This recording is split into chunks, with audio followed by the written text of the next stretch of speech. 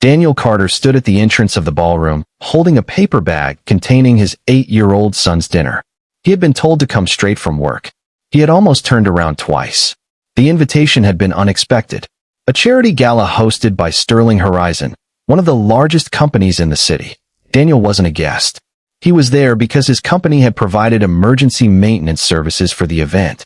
As a single father, Daniel rarely attended expensive functions.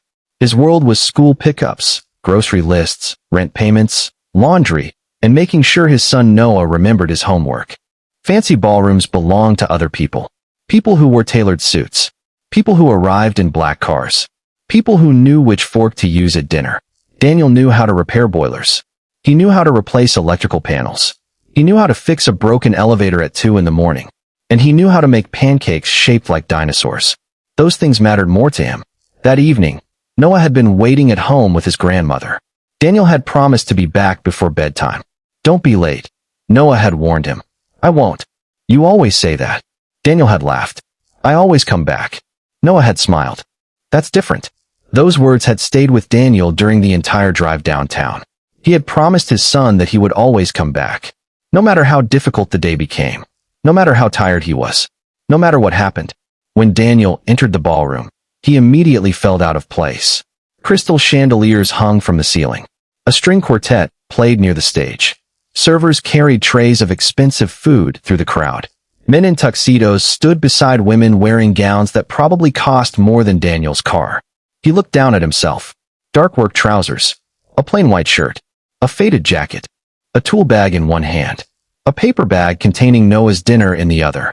He almost laughed. What am I doing here? A coordinator hurried toward him. Mr. Carter? Daniel nodded. Yes. You're the technician? Yes. The heating system on the west side isn't working. I'll take a look. The coordinator glanced at his clothing. Then at the ballroom. Try not to be seen. Daniel frowned. Excuse me. This is a private event. Daniel looked around. I understand. Use the service corridor. I was told the control panel was inside. It is. Then I need to get there. The coordinator sighed. Fine. Just don't interrupt anything. Daniel nodded. He had dealt with people like this before. He wasn't offended. Not yet. He walked toward the west side of the ballroom. Then he heard a woman's voice. Why is he in here? Daniel stopped. He turned. Victoria Sterling was walking toward him. She was the CEO of Sterling Horizon. Everyone in the ballroom seemed to know who she was. People stepped aside when she passed. She was 41, elegant, composed, and famous for her ruthless management style. Daniel had seen her photograph in business magazines.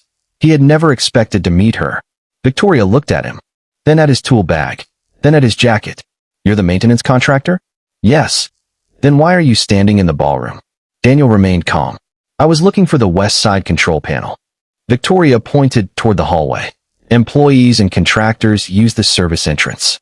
Daniel nodded. I was told to come through here. I don't care what you were told. Daniel looked at her. Okay. He turned to leave. Victoria noticed the paper bag in his hand. What's that? Daniel stopped. My son's dinner. She looked confused. You brought your child's dinner to a corporate gala? He's waiting for me. Victoria glanced at the bag. This isn't a family event. Daniel nodded. I know. He started walking away. Then Victoria noticed something else. His phone was vibrating. Daniel checked the screen. A message from Noah. Dad, are you coming home soon? Daniel smiled. He typed. Soon, buddy. I promise. Victoria watched him. You're working tonight. Daniel put the phone away. Yes. Then you should focus on your work.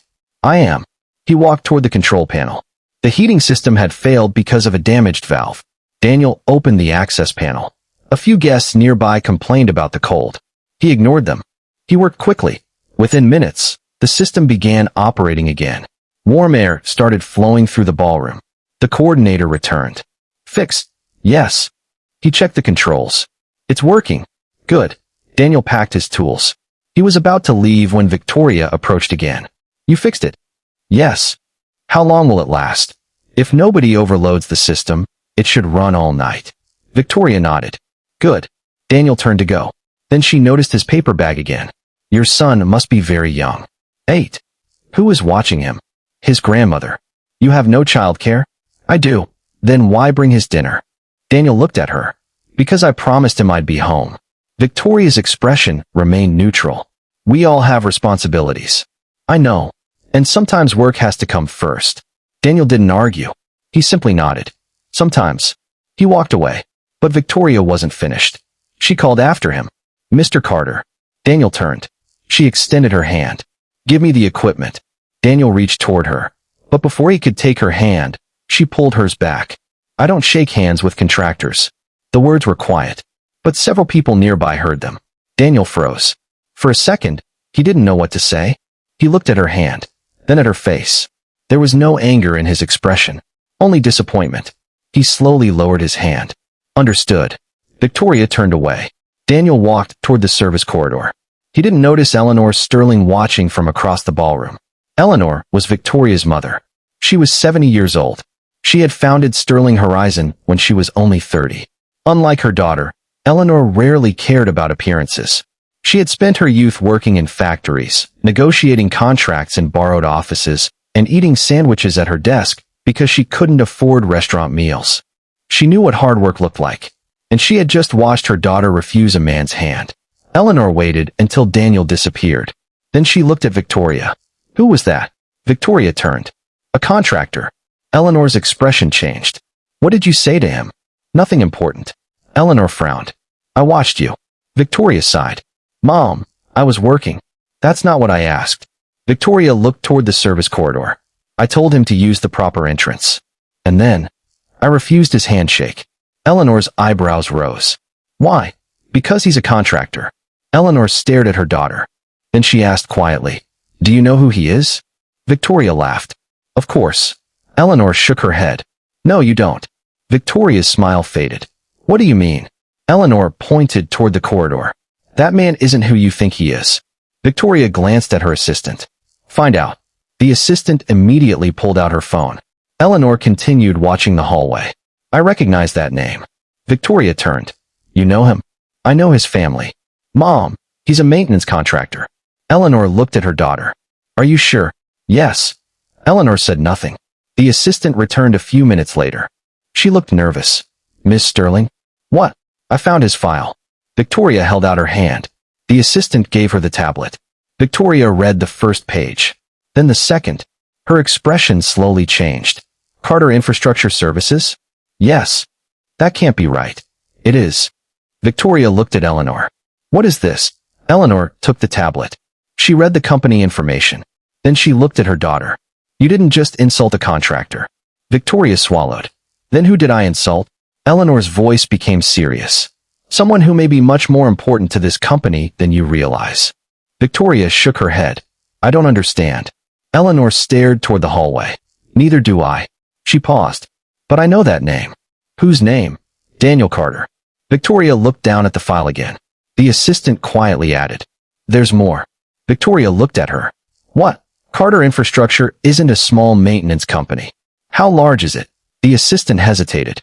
Large enough that Sterling Horizon signed a 10-year strategic partnership with them. Victoria's face went pale. How much is the contract? $400 million. Silence.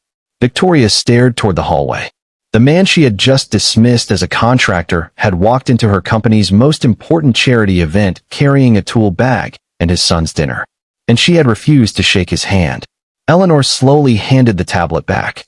Then she asked the question that made Victoria's stomach drop. Did you ask who actually owns Carter Infrastructure? Victoria looked at the assistant. The assistant nodded. Yes. And? She swallowed. Daniel Carter. Victoria's eyes widened. Eleanor stared at her daughter. That man isn't merely working for us. She lowered her voice. He's one of our biggest partners. Victoria looked toward the service corridor. Daniel was already gone. And suddenly, the handshake she had refused seemed far more important than it had been 1 minute earlier. Because Daniel Carter wasn't walking away as an embarrassed contractor. He was walking away as a man who had just been publicly disrespected by the CEO of a company in which he had invested millions. And Eleanor knew something Victoria didn't. The Carter name carried a history with the Sterling family. A history that had been buried for decades. A history that was about to return.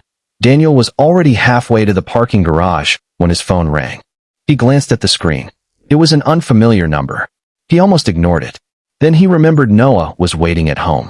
He answered. Hello. This is Eleanor Sterling. Daniel stopped walking. He knew the name. Everyone in the business world knew the name. Mrs. Sterling? Yes. Daniel looked toward the ballroom. I believe we've met. No. Eleanor said quietly. We haven't. Daniel frowned. Then why are you calling? Because I owe you an apology. Daniel sighed. There's no need. There is. I was only there to fix the heating system. That doesn't excuse what happened. Daniel leaned against the wall. I've experienced worse. Eleanor was silent for a moment. Then she asked, Did my daughter tell you who I am? Your daughter told me enough. And did she tell you that I watched her refuse your hand? Daniel smiled faintly. Yes. I was ashamed. Daniel looked down. Mrs. Sterling, I don't need an apology. I know. Then why are you calling? Because I want to ask you to come back. Daniel glanced at his watch. I have to pick up my son. Bring him. Daniel laughed softly. You're serious? Very. I don't think a charity gala is the right place for an 8-year-old. Then we'll make it the right place. Daniel paused. Something about Eleanor's voice was different. It wasn't the voice of a wealthy executive. It was the voice of someone who genuinely wanted to make things right. All right, Daniel said. I'll come back. When Daniel returned to the ballroom, the atmosphere had changed. Victoria was standing near the entrance. She looked uncomfortable. Daniel approached. You wanted to see me? Victoria nodded. Yes. Eleanor stepped forward. Mr. Carter, I apologize for what happened. Daniel shook his head. Please don't call me Mr. Carter. What should I call you? Daniel. Eleanor smiled. Then call me Eleanor.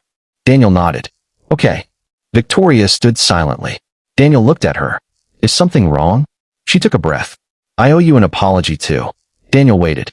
I judged you. You did. I assumed you were just another contractor. I noticed. Victoria looked embarrassed. I was wrong. Daniel nodded. Thank you. She